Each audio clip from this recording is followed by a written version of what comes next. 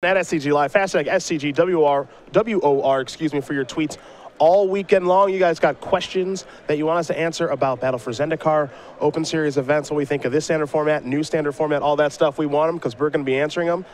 But for now, we watch Mike Sigrist start off with a Temple of Triumph. He will ascribe the top card to the top, and away we go here in round number one.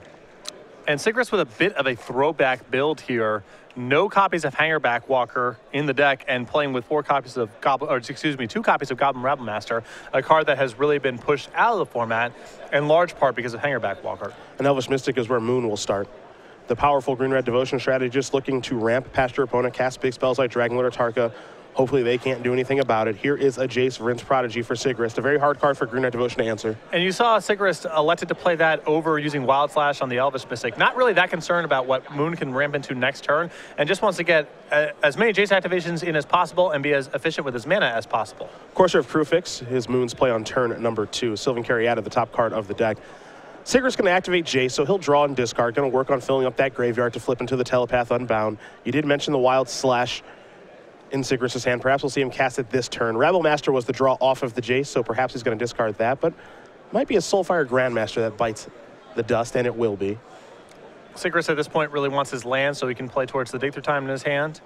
And the low impact creatures on the ground. Second Soulfire Grandmaster now that he's playing the first one. Second one not really that valuable. He'll take 1 to cast the Wild Slash, but also gain life from the Wild Slash, given that there is a Soulfire Grandmaster on the battlefield. Pretty healthy turn there from Mike as we pass the turn back over to Frank. Sylvan Caryatid will be the draw. Whisperwood Elemental on top of the deck. Not a land for the Courser. And Sigrist with a robust selection of removal here, some of which can get to Courser Kruphix. 3 copies of Valorous Stance, 2 Stoke the Flames, and a Roast in the main deck. There's the Caryatid. Temple left the top card on top. We're going to head back Sigrist's way. 2 cards in the graveyard here for Jace. I believe Sigrist just drew Valorous Stance, which great answer to Courser, and plays nicely with the Jace that's threatening to flip very soon. Here's an activation of Jace. Time to draw and discard. Does Sigrist care about a card like Goblin Rabblemaster? It's certainly one that he's considering discarding right now. I think Sigrist has a much cleaner line of play here, which is play for Dig Through Time and keep at Stormbreath Dragon and Dig Through Time. So, and Valorous Stance. Keep the removal, keep the high impact cards. Get rid of the low impact attackers on the ground that Moon can easily block. Can certainly bluff a card like Ojtai's Command in this situation too. 4 mana open from a Jeskai deck. It really only means 1 of 2 things. It seems like a lot of the time Stoke the Flames or Ojtai's Command. And Ojtai's Command has become so popular recently. Especially with Jace Vryn's Prodigy being included in these decks, it's such a powerful thing to get back at instant speed. Yeah. Get back at the end of your opponent's turn, immediately activate and flip, flashback a spell. Very powerful line of play. And they're 2 cards that you're happy to play on their own.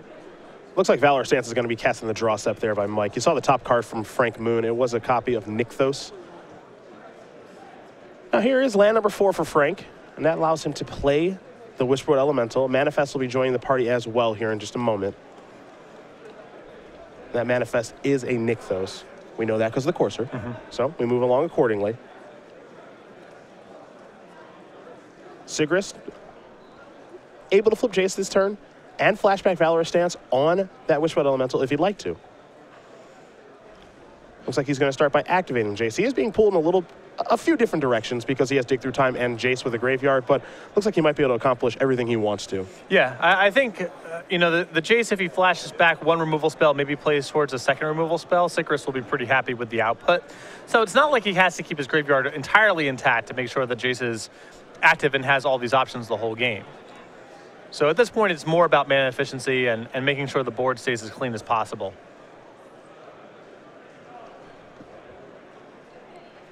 Sigrist looking to discard a card here to Jace. He's got a pretty nice hand. Picked up a copy of Stoke the Flames. The issue here, and where I think Sigrist is really getting pulled, is he has a lot of removal and a Stormbreath Dragon in his hand. So in theory, he can get rid of the Dig Through Time and try to play this flashback removal plus a Stormbreath Dragon kind of game. But Moon might be able to overpower that just by land drops and powerful creatures. So Sigrist has to make the decision now. Does he play for the Dig Through Time and play a slower game, or does he try to play the fastest, most tempo-oriented game possible? Well, he's discarding Stormbreath Dragon, so it seems like he might be somewhere in between. Well, I think at this point he's on a very firm control route. trying to keep as much removal available and dig through time as well. Jace has flipped into the Telepath Unbound.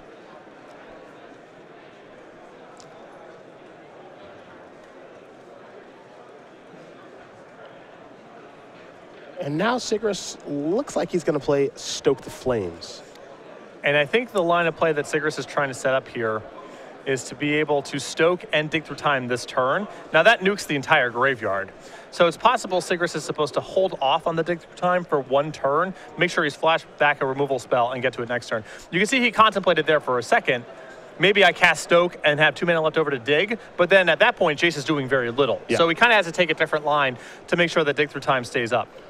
So you will flashback Valorous Stance, take care of Whisperwood Elemental, and pass the turn back over to Moon.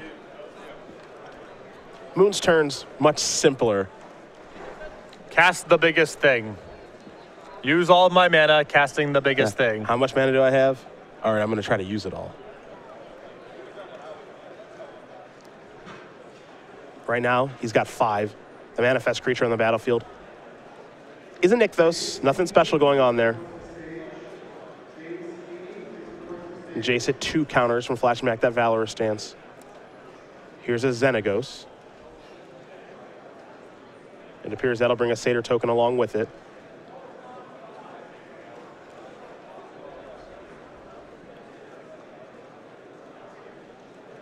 And into the red zone we are going to go. Jace going to bite the dust. What this means to me as well is that Sigris is valuing his Soulfire Grandmaster very highly. Well, it would have required a block there from the Soulfire Grandmaster, which is asking quite a bit. And getting rid of the Jace now for at a low cost allows the dig through time to be more efficient. Sure. It would have required a lot of resources for Sigris to protect that Jace at this stage of the game. So I think he's better served just letting it go. Looks like he might be going through time now. There he will. So Mike's going to delve away the entire graveyard to cast Dig Through Time. Take a look at the top 7, and of course, take 2 with him. And Sigris is doing a great job of managing his resources right now, but you can still see the trouble that Jeskai can have in matchups like Green Devotion, where even for all of his management and mana efficiency, it's hard for him to keep up game 1 with someone just casting a good 4 or 5 mana creature every single turn in the game. Hard for him to get much offense going, and a lot of his cards work against some parts of Moon's deck, but not others, and it's very hard to take a control route when you don't have necessarily a lock as the game progresses. Here comes Soulfire Grandmaster. And you can't answer every single card that your opponent puts on the table. Yeah.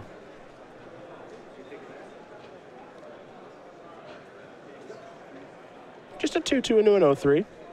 Just trying to pick up 2 life on the house. Absolutely. Maybe 2 damage if Frank's not feeling it.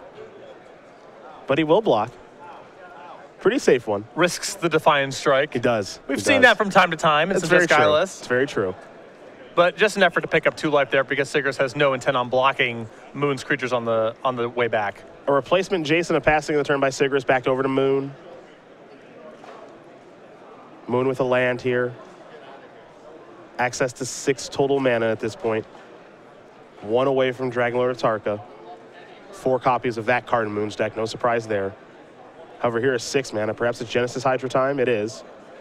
So Genesis Hydra here for 4. So Moon will take a look at the top 4 cards, see if he can find something. Well, found something right off the top there in Polukranos. So that's going to join the battlefield. Yeah. For 4, does not have a lot of hits in Moon's deck that are high impact. The 2 are Polukranos and Xenagos. His turn is great, though, having found one of those 4 drops. Absolutely. And now Sigris has 2 more problems to deal with. Yes. And heaven forbid, Frank finds another mana source. You have to imagine there's at least 1 copy of Dragonlord of Tarka in hand. Any of Moon's just generic big creatures at this point are very, very good. Yep. Dragonlord of Tarka is the best of them, but Moon doesn't even need something that powerful at this point. As long as he keeps up the pressure here, Sigris is on his heels trying to find answers to threats that he doesn't have a lot of time to answer, and not all of his answer cards can kill. It's a tough spot to be in. Jace is going to be activated. Going to discard Mystic Monastery. Remember, the graveyard was moved from Dig Through Time, so it's not going to be flipping for at least a little bit. Plains is a land here for Sigrist.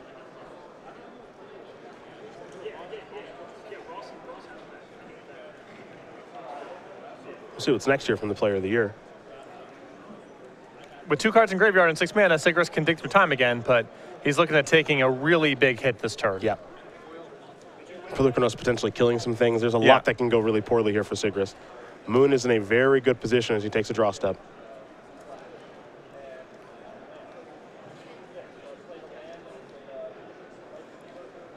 Again, don't have a great idea of what's in Frank's hand at this point, but we can see what's on the board, and that just might be good enough.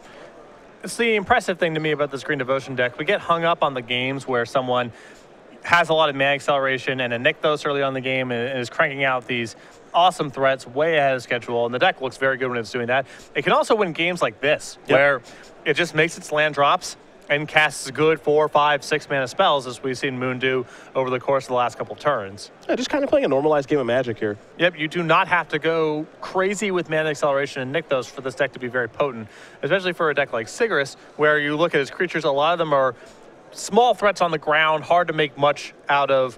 Threats like Goblin Rabblemaster, and then you see answer cards like Wild Slash and Magma Spray, very good against Elvish Mystic, but as the game proceeds, not that relevant. Time to dig.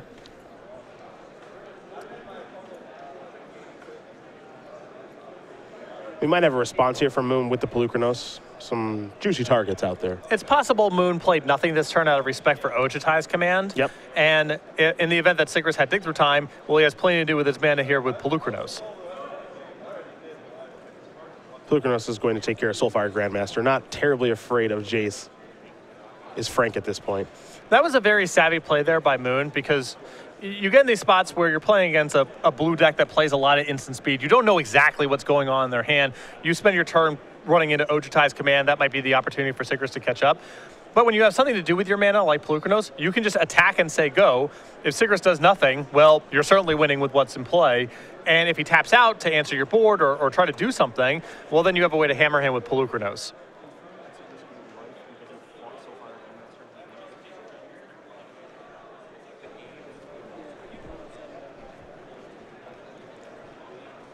Dig Through Time done resolving. So let's see what's next here. Cards like Valorous Stance can play a huge role in things, building up the graveyard for Jace. Here's another copy of Soulfire Grandmaster. There is a path here on Sigrist's side of the table. He is close to being able to set up Soulfire Grandmaster alongside something like Valorous Stance. If he gets to that, he can really start pulling back into this. Yep. But it's going to be an issue of time. Doesn't have a lot of life to play with. There's a Roast. That'll take care of Genesis Hydra. There's also a Valorous Stance in hand, I believe, right now from Mike. This is potentially a very good setup here. He has Jace that's threatening to flip over very soon with a Roast in the graveyard to flash back. Sigrist also has 6 mana, Valorous Stance and Soulfire Grandmaster. So if he can survive this attack, he's got a lot of good routes. He can start gaining life with that Roast and Soulfire Grandmaster. He can start looping Valorous Stance, killing Moon's large threats. What I think we might see this turn, depending on what Moon's turn looks like, is we might just see Sigrist take the hit from the Polukranos. That would be the ideal, because I think Sigrist would like to keep that Valorous Stance in his hand to rebuy with Soulfire Grandmaster. It handles the Polukranos, and it handles a lot of future plays that Moon can have as well. Depending on what Moon does, Sigrist's hand might be forced. He may have to cast Valorous Stance this turn on the Polukranos to stay alive, but Sigrist would prefer to avoid that if he can. Here come the attackers. 7/7 Polukranos, 2/2 Satyr token, 2/2 Manifest. In that Manifest, we all know it's a Nykthos. Nothing crazy down there.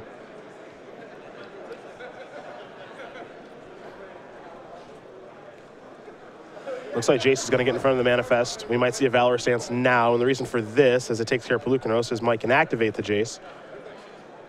Draw, discard, Jace will flip and negate basically the creature that attacked. Exactly, and I think that the reason Sigrist might be giving up on the Valorous Stance plus rebuy at this point is because Moon passed the previous turn without casting anything. Sigrist might think Moon's on lands or low impact creatures, and he doesn't need to set up Valorous Stance. Sigrist also has plenty to do with his mana anyway, because he now has Jace into a Planeswalker and spells in the graveyard.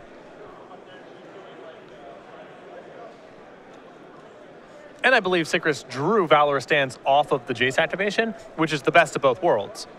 Life is pretty good then. Back to Sigrist we go. Moon with a very unimpressive turn, just as Sylvan Gary added past the turn back. We're getting to the point now where Sigrist might have the cushion to flashback dig through time. He may not necessarily have to do anything with the removal spells right now. He's at 11. He's got Soulfire Grandmaster in play that can gain 2 life. Sigrist is definitely not out of the woods yet. Just a Dragon Lord Atarka off the top can undo all of this. Well, as it oftentimes does. But he's done a very good job of managing what's been going on Moon's side of the table. Jace going to go up to 6. Give that Satyr token -2/-0 until the next turn. The Grandmaster looking to start looping some things. There's a Mystic Monastery. And it looks like Mike with just 1 card in hand. Looks like Soulfire Grandmaster coming on in. Carry added a block. Sigrist will gain 2. He's up to 13. Pass the turn back over to Moon.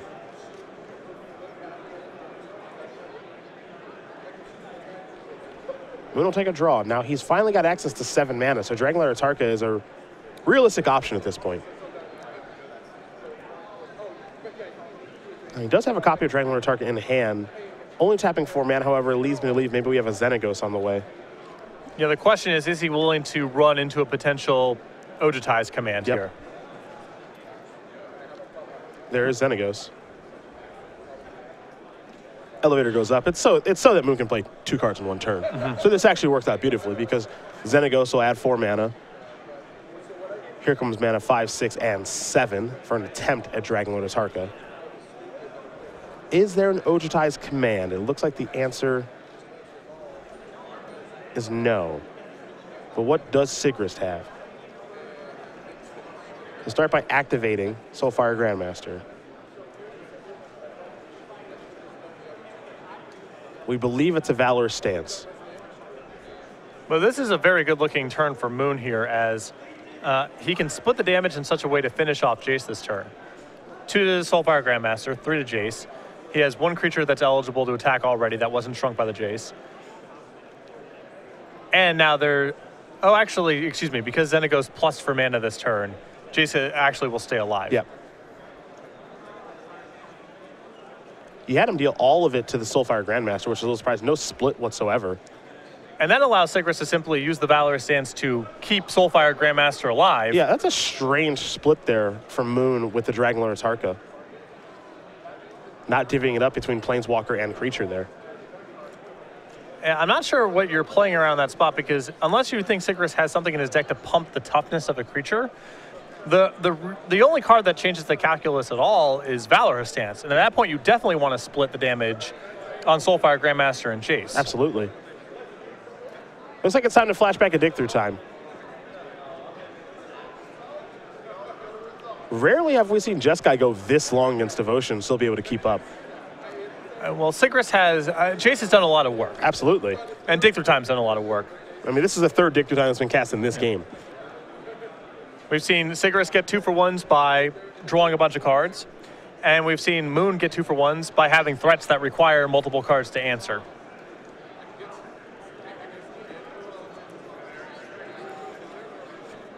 Sigrist has been, it feels like he's been swimming upstream the whole game, though. And he's never gotten any traction, right? Yeah, he's never been in a position to attack. The only card that's really allowed him to take that position was the Stormbright Dragon, which he had to discard much earlier on in the game to just ensure he had enough land drops and removal to do what he needed to do.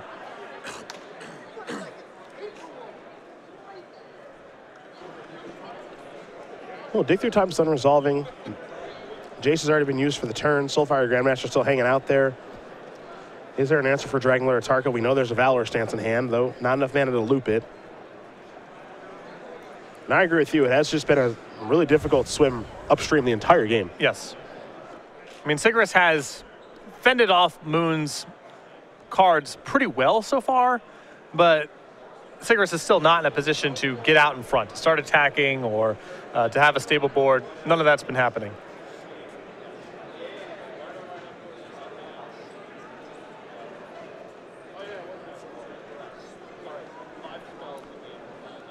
Moon might be making a Satyr token here, and he is. So 3 2-2s, 2 Sylvan Caryatids, and the big Dragon Lord Tarka out there. Since Moon knows about the copy of Valorous Stance in Sigrist's hand, I think the attack that I like here is Dragon Lord Tarka at Sigrist, acknowledging that it's probably just going to get killed. And your 3 2-2s at Jace. Get that off the battlefield. Yep.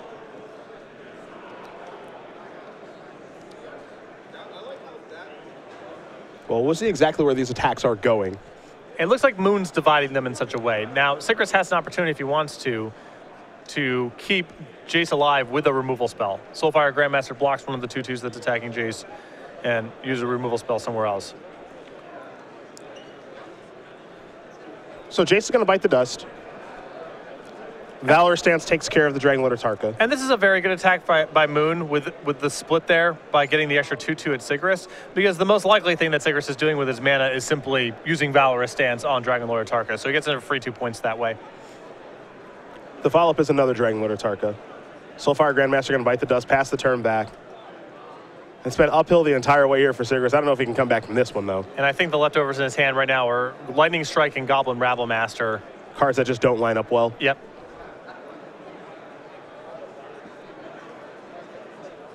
Top card going to go to the bottom from the Temple of Epiphany Scry. Looks like Sigrist will cast the Rabblemaster. Maybe give away this information for this game. Would not surprise me if these were just getting boarded out. Yeah, me too. Me too. Goblin token got blocked by Caryatid. Satyr token will be made. We're going to see a lot of creatures coming to the red zone here. And that is going to do it for this game. Frank Moon's going to win game number 1 here over Mike Sigrist. Green Red Devotion up a game over Jeskai Aggro. And now we get ready to look at the sideboards here because we think the Goblin Rabblemaster is going to come out along with a couple other cards. The question is, what's going to come in here for Sigrist? Sigrist can bring in a lot of cards here to become more of a control deck for the matchup. He's got 3 Ration Clerics, 2 Disdainful Strokes, 2 Glare of Heresy, 2 Outpost Siege, 2 copy of Elspeth Sun's Champion, a Rending Volley, an Anger of the Gods, and End Hostilities, and a Tragic Arrogance. The Sweepers and Tragic Arrogance and Hostilities, and even Anger of the Gods, which is not perfect for this matchup. Moon has a lot of large creatures. I still think all that stuff can come in alongside the 2 copies of Elspeth Sun's Champion, the 2 copies of Disdainful Stroke, and it wouldn't surprise me if Sigrist brought in the Outpost Sieges as well, because he's just becoming a much slower removal deck post-board. Other side of things here for Frank Moon, he's got 2 Gather Courage. Interesting. I like it. 3 Nylea's Disciple, and Ugin the Spirit Dragon, 2 Nissa World Waker, 2 Rending Volley, a Rose, 2 Unravel the Aether, and 2 copies of Arbor Colossus. I think you're going to see the Arbor Colossuses come in. I think the Nissas will come in as well. And I think there's a reasonable argument for Gather Courage in this matchup because Sigrist has a lot of red-based removal, and it's very powerful at fizzling Lightning Strikes and Wild Slashes and so forth. I think Rending Volley is a good candidate to come in as well. Not for sure. I think that's more of an anti-Dragon Lord Tarka measure. But if you're expecting Manus Rider, Soulfire Grandmasters, Jaces out of a Jeskai deck, I think Rending Volley is also totally reasonable. I think you actually have to bring in Rending Volley in the matchup because you are so bad against Manus Rider. Sure. That I think you have to bring that card in. It's nothing great, but I think that in this matchup, Mantis Rider is so good against you. And actually, it kills like all of their cards. So yeah, this card's definitely coming in, actually. Jace the problem is that Sigrist has shown red threats, Goblin Rabblemaster and Stormbreath Dragon, which Rending Volley doesn't touch, but I still think the blue and white creatures are good enough in the matchup that Moon's going to bring it in. Yeah, I think we'll see that come in as well. Well, as these players do shuffle up here for game number 2, we will talk about SCG Game Night, the very popular promotion. Thanks to you guys, of course, for playing in it. Every week in September, you can get the Kraken, and we also have got some things happening in October and November as well. Exactly. This is the Kraken. We send out a new pin and foil every single month. Stores have the luxury of running game night however they want to, sanctioned or unsanctioned, any format they want. Just get players in the store on a regular basis for fun and friendly Magic. The October kit coming down the pipeline here. You see the Hippo. You want to get signed up for this or for November, which we also have the Otter. Head over to StarCityGames.com/game night or contact your Star City Games in-store organized play representative today. Call him by his name. Otter von Bismarck. Thank you. It's not just the Otter. The Otter is far too generic for Otter von Bismarck. The newest addition to the Game Night family. December 1 coming soon. Coming soon. Can't tell you what it is. Can't tell you what it is. It's a secret to everybody. StarCityGames.com/game night for more information. Game number 2 going to be underway here in just a moment. Mike Sigrist, the player of the year in Magic. after getting second place at the last Pro Tour. Very impressive run for him. But as you said, he's been playing Magic for a very long time. You've run into him, I imagine, in quite a few PTQs. I believe that he was a part. There is an old Your Move Games neutral ground grudge match set of tournaments back in the day. Those are fun. I think Sigris was a participant in some of those. So he goes back that far. Neutral ground, a store in New York. No longer with us, unfortunately. It's too bad. Your Move Games, I still believe, up and running, up in Massachusetts. Okay. And there used to be a set of tournaments where, you could kind of, sort of like IQ level tournaments that stores in New England or the Mid-Atlantic could get. Okay. You won the tournament, you qualified for the Grudge Match Championship at either Neutral Ground or Your Move Games. Okay. And then the winner of each of those tournaments would battle off for the... Oh, I love it. Yeah, a great tournament series. I love a healthy grudge match.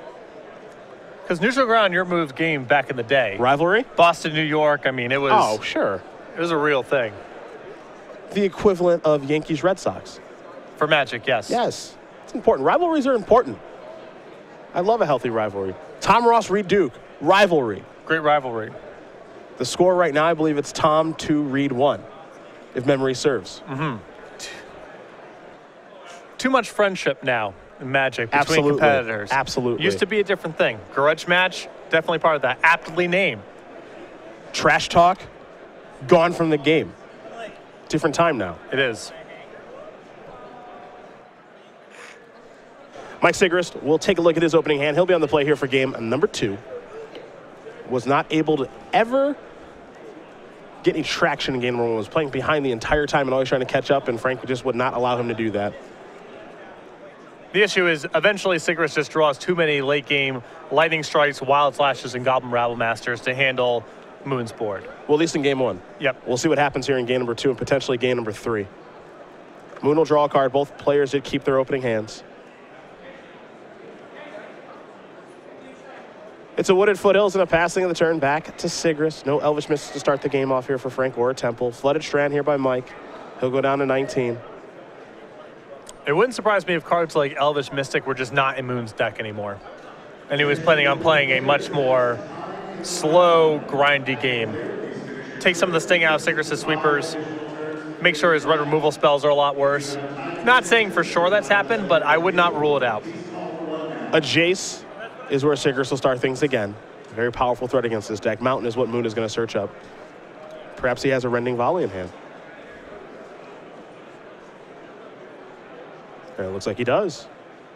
A very powerful exchange there by Frank.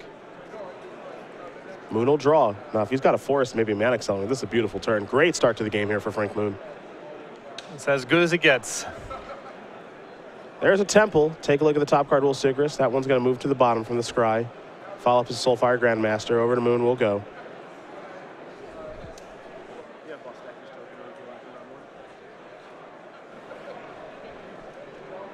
Courser of Crewfix. Take a look at the top card. Is it a land? It is not. It's Wishroad Elemental. Does Moon have a land to play? He does in Temple of Abandon. Looks like he's not thrilled at the prospect. I'm sure he'd like to get some value off of his Scry, but I'm still playing it. I probably want to keep Wishroad Elemental on top. Looks like that's what he's going to do. Pass the turn back over to Sigrist. Battlefield Forge the draw. Shows a lot about Moon's play in the matchup. He's already got a Whisperwood in hand and no guarantee that he gets a 5th mana next turn. But he knows post-board it's a slugfest. He's just got to be able to withstand all of the removal and sweepers that Sigrist is bringing in. And so he just values all of his marquee threats, even if it slows him down a little bit. Radical Mystic on top of the deck, not a land. Sigrist looks like he may have paused him in the draw step because he does have a Stoke the Flames. But he'll just let it go. Courser's going to come across here for 2. Follow up here for Moon is a Morph. Could be anything. Could be anything. Literally any card. Pass the turn back over to Sigrist.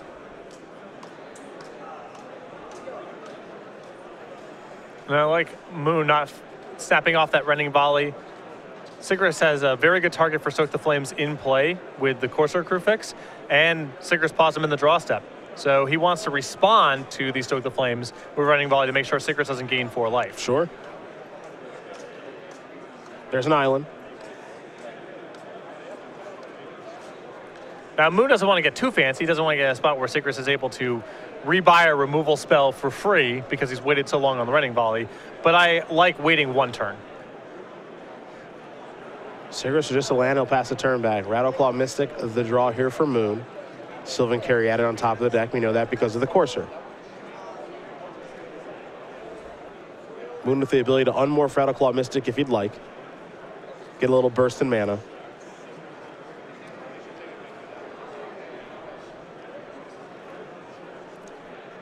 Has a Genesis Hydra in hand too, and I think that's the route that Moon wants to take this turn because he has a guaranteed hit in play or on top of his deck in Sylvan Caryatid. It's also the best play against Ojutai's Command. There's your unmorph. There's a surge in mana. Rattleclaw Mystic can also tap for mana. And now here's Genesis Hydra. It'll be for 4, Caryatid at the very least, as you mentioned. Arbor Colossus, Courser of Kruphix, and Dragonlord Atarka. And it looks like he's going to go with Courser. So the rest of these will go away. The deck will be shuffled, and we'll see a new top card here in just a moment. This gives Moon another attempt to hit, with Courser of Kruphix for a land.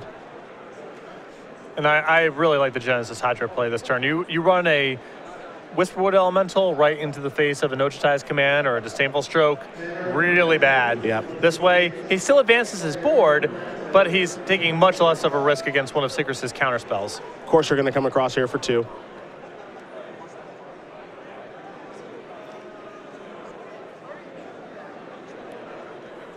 Sigris down to 15. Stoke the Flame still in hand in combination with the Soulfire Grandmaster. The question is just, how does Sigris want to use it? Sigris needs one of his sweepers, like now. Yep. Because he's not going to be able to maintain this game with spot removal. Moon's, tight on mana if he loses all of his mana creatures and has a handful of expensive cards, but trying to win with just removal spells. You can see Sigris is just flooding out a little bit right now. That's going to be very, very hard to do. Yeah, we saw him try to do it in the last game and it didn't work. Yep. And his deck is a little bit more streamlined for game 2 and game 3 if we get there, but at this point he is drawing quite a few lands. We also saw him resolve 3 copies of Dig Through Time. Very true. And still it felt like he had nothing left in the tank by the time the game ended.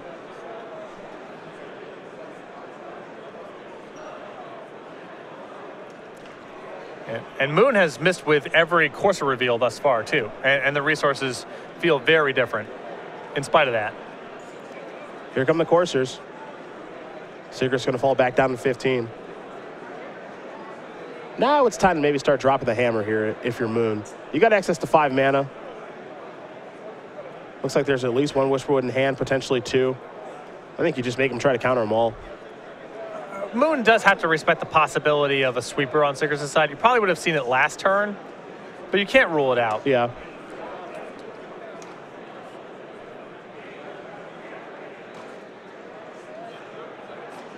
There's a little bit of fear of a sweeper, but I think if you're Frank, you just want to cast your spells. Well, I like the Polukranos play here because if Sigris is on nothing, Polukranos is a respectable body. And if he's got something like Disdainful Stroke or Ojutai's Command, it's probably the least valuable threat in your hand. So I prefer playing Polukranos and saying go, but I can also understand not wanting to just go ahead and cast some big spell. Sure. Disdainful Stroke will be rebought. Rending Volley will take care of the Soulfire Grandmaster. And we're going to head back Sigris' way. We know he's got a Disdainful Stroke in hand. Has the Plains over there as well. And it looks like it's going to be time to Dig Through Time. Though you can tell Mike is in some serious trouble. He's going to have to delve away the entire graveyard to cast the Dig. And that's where his turn looks like it's going to start. So Dig Through Time will resolve. He'll take a look at the top 7. Take 2 with them. However, we saw him resolve this card 3 times last game and never really got close to turning the corner. You can see, there's 2 removal spells he can take here, and Stoke the Flames and Valorous Dance was not bad. I think that he needs to strongly consider taking the Ojutai's Command just because he needs 2-for-1s. He needs to accumulate enough resources to be able to trade with what Frank's doing. And I think just taking 2 spot removal spells, even though that's attractive, will mean that you just lose the game when Moon finds his mana.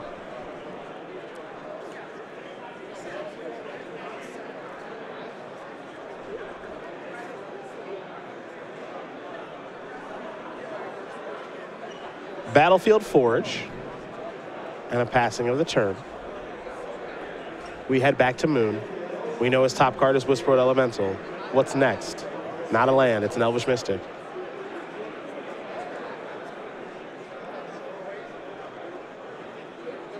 That said, Moon is still in pretty good position. The way the game is shaping up now, Sigris has a great shot if he draws one of his sweepers. If he finds Tragic Arrogance or especially End Hostilities, then I think he pulls ahead. But he's got to be able to beat the board soon as well. He's at 14 now, falling to 8. So even if he spends his turn using Ojutai's command on Frank's play, that looks good, but that is not going to be a game-winning line unless he finds a sweeper as well. And I like Frank just kind of giving the beatdowns here and not casting a spell. You know he's got Disdainful Stroke. Here's Ojutai's command. Looks like draw a card, gain some life. So kind of play a role of a weird fog there. Though it does get Sigris deeper into his deck. Sigris is digging for those Wrath effects, though. Well, he's also found Stormbreath Dragon now, and that gives him a pretty powerful line of play as well, as he could potentially play Stormbreath, leave up something like Valorous Dance or Disdainful Stroke, and answer Moon's play if Moon does something big, and if not, kill one of his creatures at the end of the turn.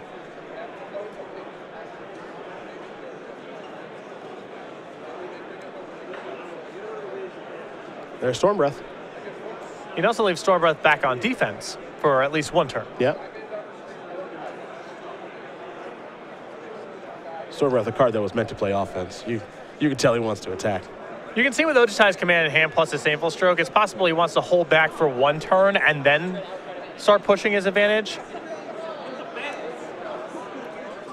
The race right now is not particularly good for Sigris. I agree with that. And so he's just going to hold back on D for one turn. Temple of Abandon is the top card. Figured he'd find some lands eventually. There's the Temple. You get 3 triggers, 1 for Scry, and then 1 for each Courser.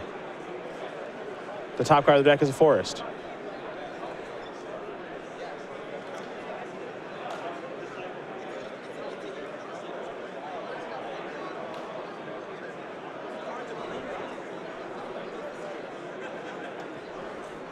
Forest is going to the bottom. Forest on top.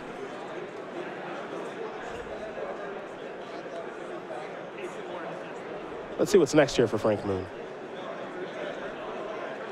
Well, he's got to start casting some spells. You see him kind of cast it in the graveyard. He is not expecting this to resolve. He knows Mike has a copy of Disdainful Stroke. But he's got to work his way through that eventually. And Mike will cast Valorous Stance on it. Coursers, of course, can't attack because Stormbreath Dragon out there, so we head back Sigris' way.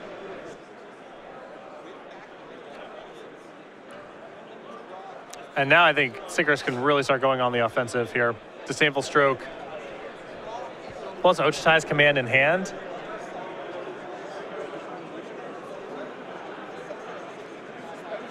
See what the plan is. Start with Jace and pass it back.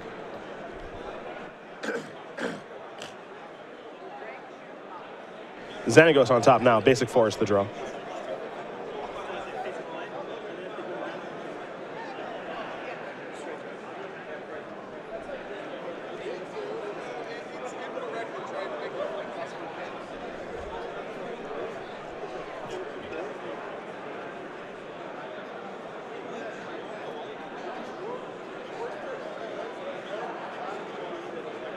Moon having some trouble now. Sigris is finally getting to a spot where he might be able to turn the corner. Now, for Moon, you just have to keep casting your big spells and hope they resolve and get to do something.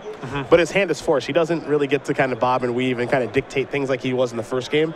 Sigris is kind of starting to do that now.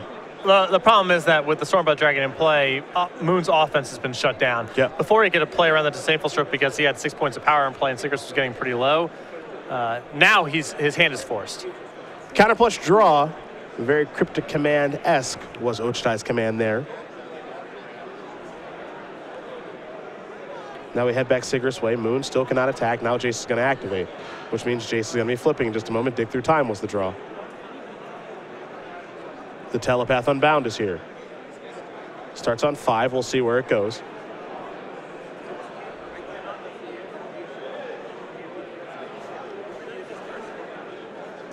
Now Sigris has really pulled ahead.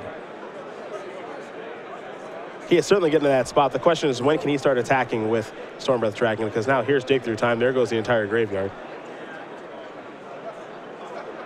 Top 7 going to take 2.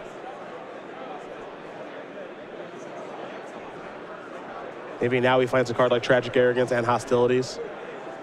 Did you find a copy of Mantis Rider? There's a Roast in there as well. He is in a great spot. Mantis Rider is quite good on this board too. You got Stormbreath Dragon on defense holding everything off. That could easily start going on the offensive whenever you feel it's ready to go. In the meantime, Mantis Rider can attack either solo or with some help.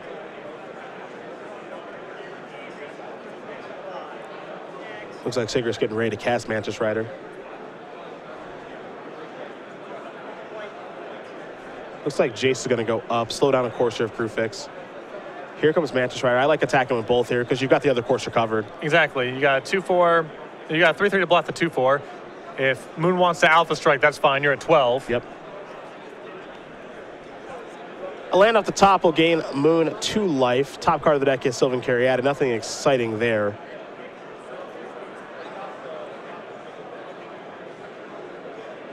And Moon knows that there's no coming back from this one. Sigris did a nice job of turning the corner there, and he was able to do it without the use of a Wrath effect, which is very, very notable. Yeah, I just thought there that Sigris had fallen far enough behind on the board that he would need a sweeper. But Stormbreath Dragon basically got to play the role of sweeper.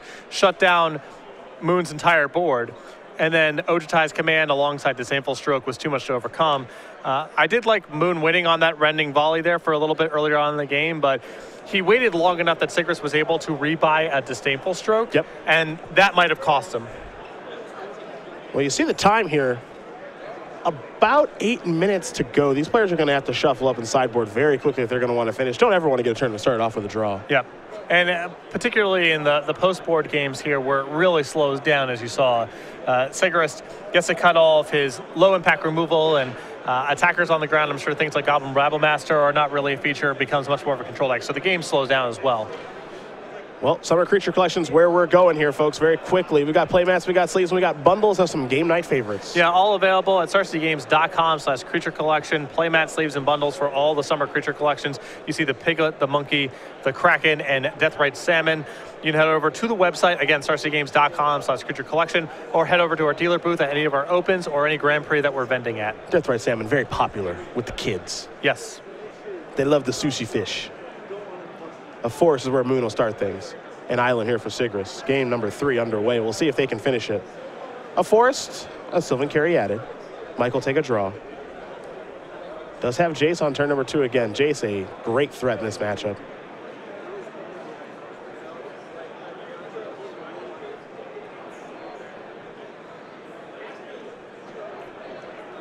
There is Jace.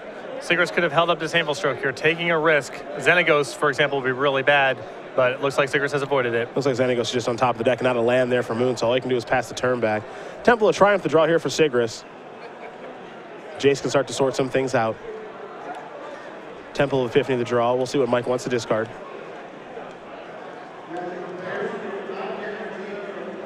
Looks like it'll be Temple of Triumph.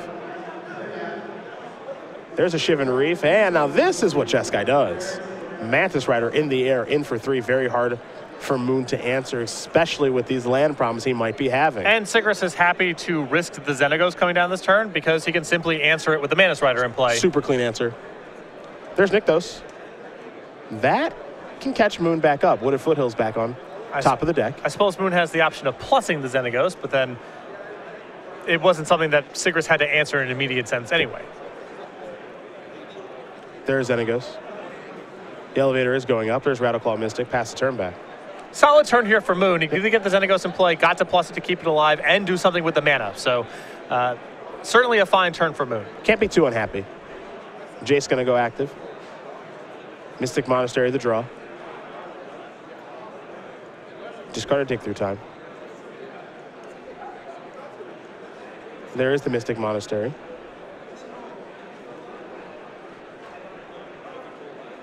Mantis Rider will knock Xenagos down to 1. But 1 is not none, and that means Moon will get to use it this turn. Wooded Foothills, the draw. Top card of the deck, Courser of Kruphix.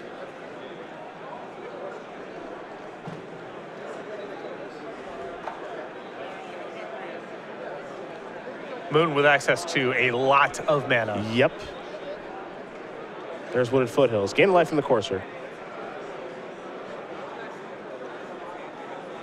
See just how many spells Frank wants to play this turn, because as you said, he's got access to a lot of mana.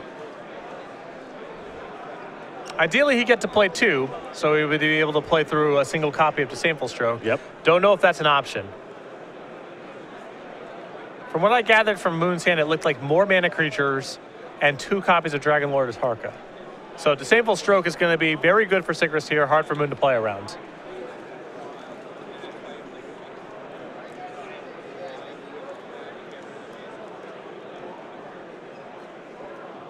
Elvish Mystic. That's the top card.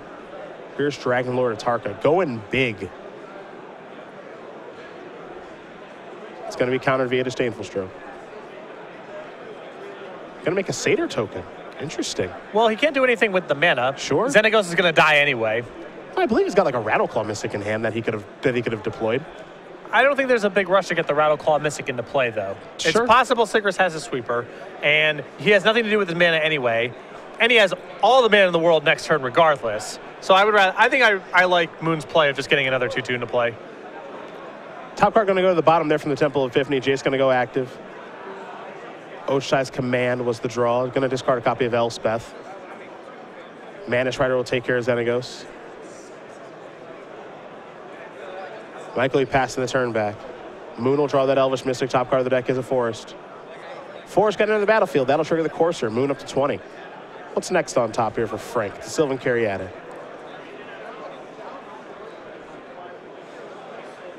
Dragonlord Atarka in hand here again. That's the other payoff.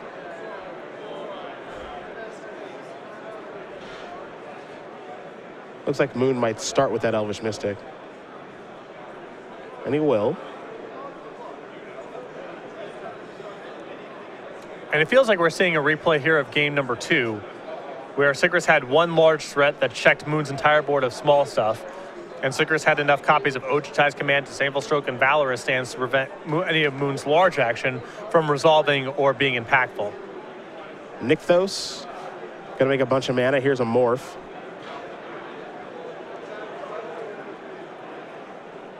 I'm just gonna pass the turn back.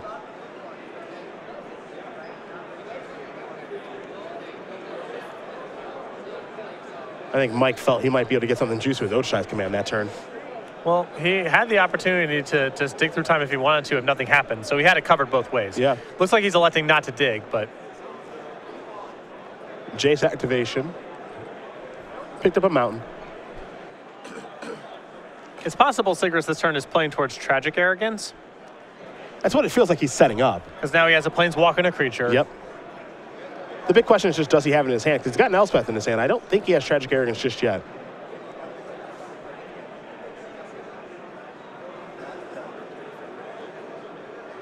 Because if he has it, he gets to destroy Moon's board. Well, the question is, you know, Moon's board is not very good right now. It's just all mana. And Moon could have a pretty powerful follow-up next turn if Sigrist taps out. So Sigrist may want to wait for Moon to just deploy a large threat, so he gets something powerful with the Tragic Arrogance as well. If he feels he can cover whatever Moon's follow-up is, I like Tragic Arrogancing right now. And he does have it in his hand. He's going to cast it. Tragic Arrogance is going to wreck Moon's board because Sigrist can choose Enchantment for Courser of Kruphix, Creature for Courser of Kruphix, make Moon lose the rest of his stuff. Sigrist loses nothing. Jace will tick up to slow down the Courser. And now you got to love Sigrist's position. And I think Sigrist has Elspeth Sun's Champion left over in his hand. He does. Which is why he's willing to tap out here, or effectively tap out for the Tragic Arrogance. Any big follow-up Moon has can probably just be answered by Elspeth minusing or plussing, depending on what it is. And Moon's got to have his big follow-up this turn as well, because he also has a copy of Oshai's Command in hand. Right. So it's a small risk that Sigrist is taking, but he has any realistic follow-up from Moon, he has covered right now. Yep. There's a Morph, which is a Rattleclaw Mystic. Follow-up is Sylvan Caryatid. Now Sigrist is working with almost perfect information. He does not know the card in Moon's hand, which is a Dragonlord Atarka, but he knows the top card of the deck. He knows that every single card that Moon's going to draw. And Moon is in the spot, again, where his board is covered by just the Manish Rider. Yep. So Sigris has a handful of powerful spells. Also has the option to flashback Tragic Arrogance should it come to that. That's a nice safety valve to have. That's fun. Yeah. That's neat. In case things get out of control, got that ready to go too. This Wrath, I guess, to reset the board and I lose nothing? Sure. Yep. You know, if it comes up, I'm not saying it is, but, it's nice to have. The ultimate safety valve? Yeah, not bad. Nykthos on top of the deck for us was the draw.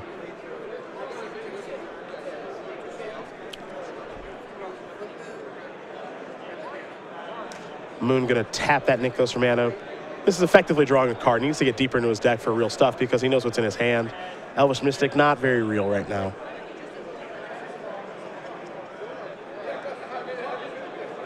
It looks like we have moved to time in this match. We will get confirmation on that as well as our turn count. Frank is turn 0, so Sigris will have turns 1, 3, and 5. Frank Moon turns 0, 2, and 4. So Sigris with 9 points in play via the Mantis Rider over 3 turns. Got to find some Stoke the Flames. Yep. Here's Dragonlord Tarka. Absolutely not. Oathshire's Command, draw and counter. If he's able to find a card like Mantis Rider, and he's also got Dig Through Time in hand, you got to figure he'll find a way to get it over with. He's got a lot of looks at it, but he needs to find it. There are no guarantees. Keep in mind that Moon has Corsair Kruphix in play. That can muck up the math. Yep. I have to imagine Siggy's looking for something like a Mantis Rider here.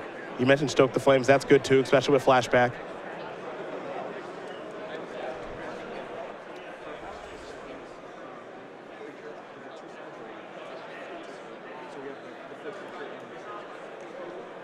Yeah, I think that Sigris's priorities here are haste flyers 1, good counters and removal 2, and then burn spells 3. Sure. Turn 1 of extra turns. Wild Slash the draw.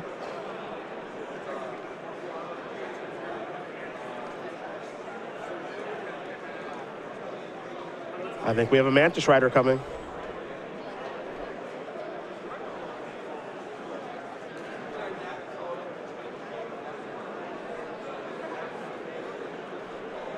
Looks like we do. In for 6. Moon down to 10. Mystic Monastery. Jace has not been used just yet.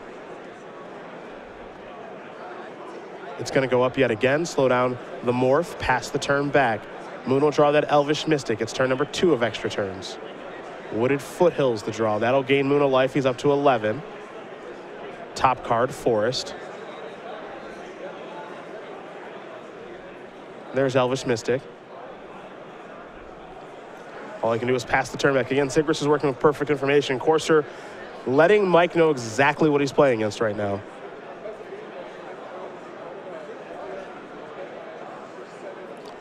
And I like that play a lot from Sigris. He knows that Moon doesn't want to draw that forest, so he's going to break the fetch land. Then Sigris will Valorous Stance in response on the Corsair. That means that Moon doesn't gain a life off the Corsair trigger. That means he falls to 3, and then either Mantis Rider finishes it off. Sure. Very, very sharp operations here from Sigris. Here come the beatdowns.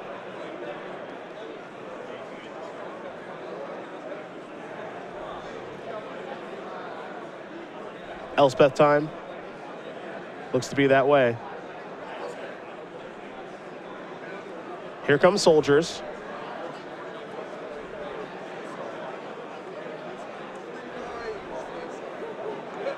Sigris still has not used Jace yet this turn either. It looks like it's probably going to go up again, though. Slow down the Morph. And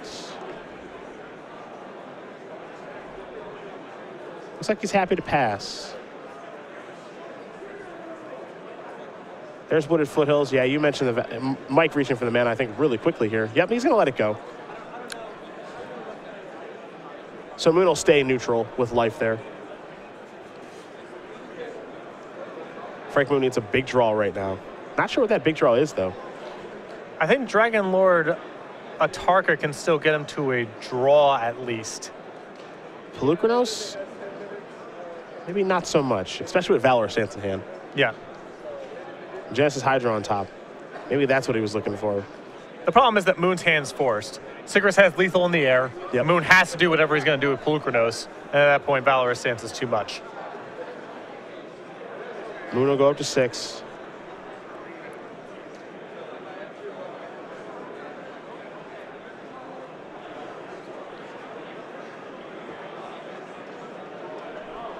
There is Polukranos. Yes, he can make a bunch of mana. Yes, it can be a pretty large, monstrous activation.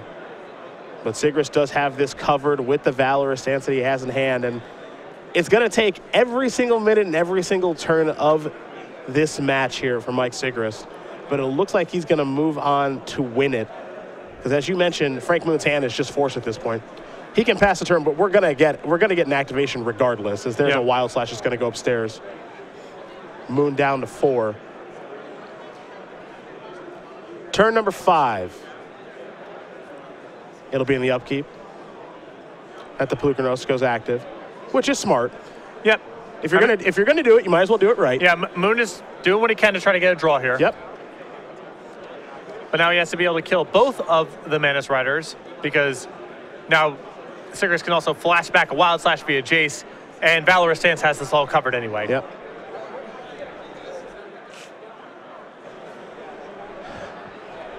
And there's your Polukranos activation. In response, there is a Valorous stance.